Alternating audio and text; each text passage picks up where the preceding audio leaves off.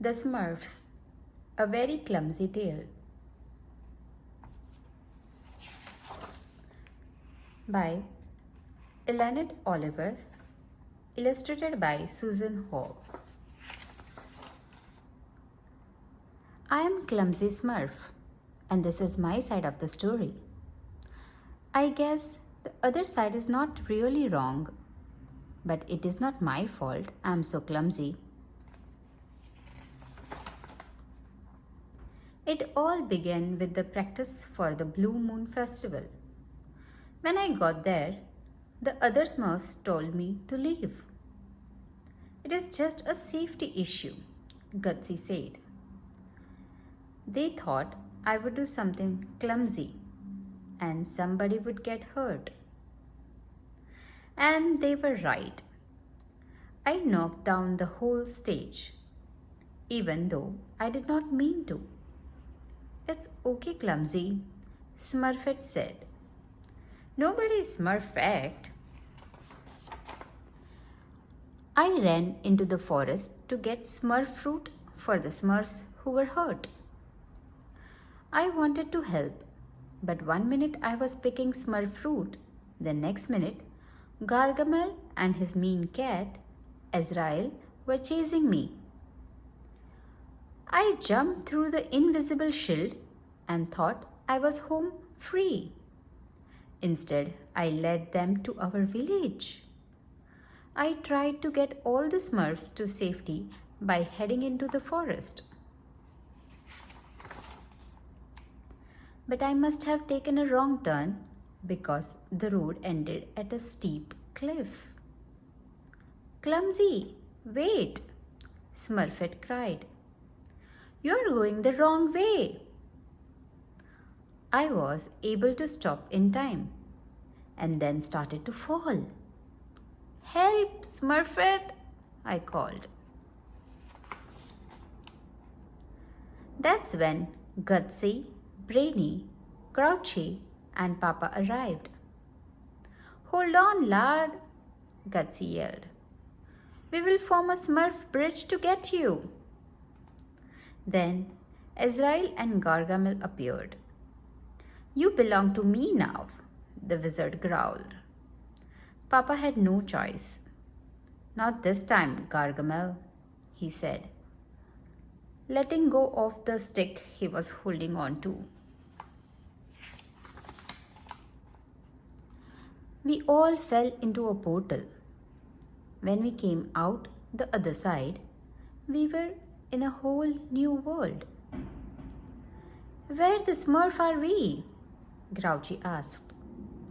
There were tall buildings, lots of people, and lots of noise. Suddenly, Azrael appeared. I ran as fast as I could.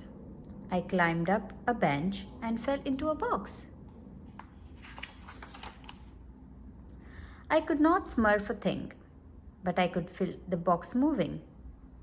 I ended up in the mushroom of Grace and Patrick Winslow, who were very nice.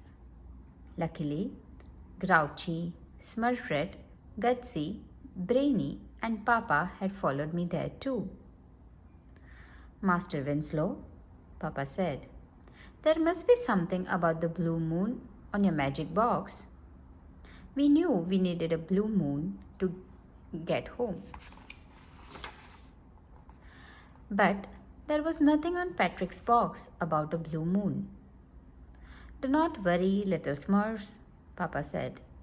I will just Smurf us a potion to create a blue moon. But first he needed a stargazer to make sure the stars in the sky were lined up. Brainy figured out that Patrick had one at his office, so they went without me. Clumsy, Papa said, I think it might be best if you stay here. I felt awful. They did not want me to come. Deep down, I knew this was all my fault. Well, kind of. If I had not gone smurfing around the forest, we would still be home. Oh, Smurf, I wish I were less clumsy. Even though I could not go with them, I still wanted to help. I decided not to eat any more Smurf berries so there would be enough for everyone else. I also decided to try to grow some Smurf berries. If I could make them grow, maybe everyone would forgive me. Oh, and I did not mean to knock that pot over. Later, Grace needed help painting. I asked I asked her if she was sure she wanted my help. What with me being so clumsy? She said yes. I hate being clumsy, I told her. I know how you feel. I am clumsy too, she said. But you can be anything you want if you are open to it. You could even be a hero. Me? Could I really be a hero? That would be Smurfy. Just then, Grace got a call from Patrick. He needed her to pick everyone up. So she and I got into a yellow wagon and went to his office. On the way back to Grace's mushroom, Gutsy spotted a stargazer. We all ran into the store to find it.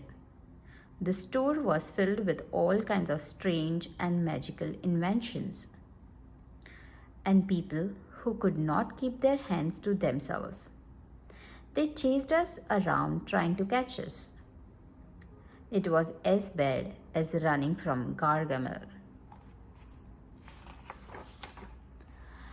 Good thing Papa was able to find the stargazer and we escaped. Papa was up all night trying to figure out when to smurf a blue moon. In the morning, Papa had good news. The stars have told me when to smurf the blue moon. We are going home tonight, he cried. But Papa still needed a special book to help him with the spell.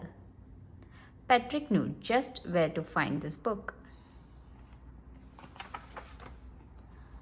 I stayed back while Papa, Brainy, Gutsy, Smurfette, and Grouchy went to a bookstore.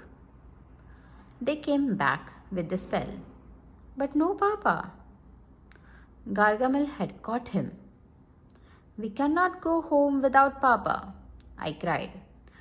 So we all agreed, no Smurf left behind. Patrick figured out where Gargamel had taken Papa, so off we went. That's right, we. Thanks to Grace, I finally got the chance to help. Patrick took us to the castle near where we first arrived. Then we got to work.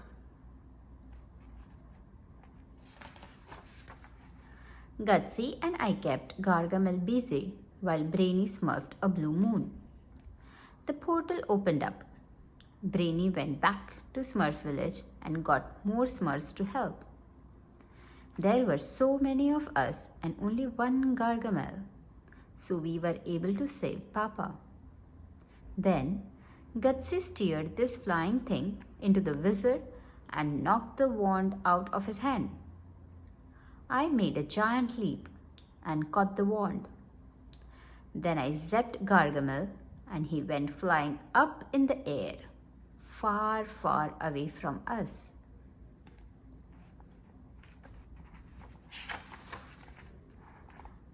Clumsy, clumsy, everyone chanted.